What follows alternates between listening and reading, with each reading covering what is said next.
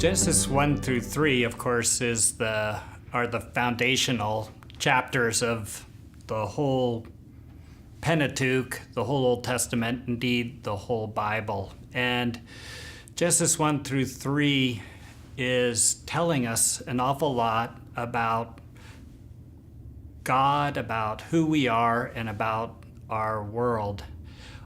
Sometimes we get deflected by the question of how did God create us? And that makes us miss all the rich teaching about, what these chapters teach us about who we are.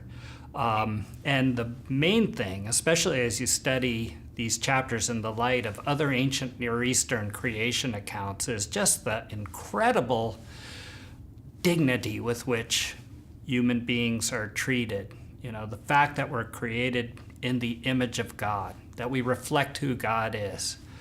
The fact that we are the last thing created after everything else has been prepared for us in Genesis chapter 1. And in Genesis chapter 2, where it talks about the creation of Adam, talks about how Adam's created from the dust of the ground and the breath of God.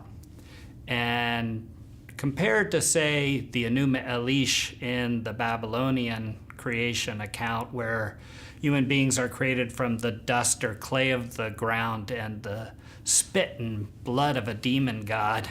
What a contrast. What a contrast. And so Psalm 8 really captures the idea that human beings as created are indeed so dignified and beloved by God. But of course, then we read Genesis 3.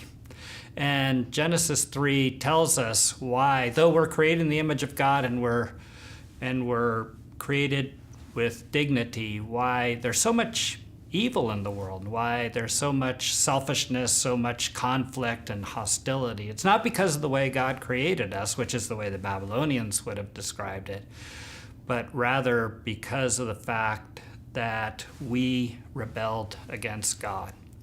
And so right from the start, we learn things that really ring true to our reality, which is we are dignified people, and we should treat other people and should understand ourselves as being created in the image of God. But we should also realize that we're selfish, we're sinful, we're turned in on ourselves. And so Genesis 1 through 3, that's just, of course, the tip of the iceberg in terms of what it teaches us about ourselves.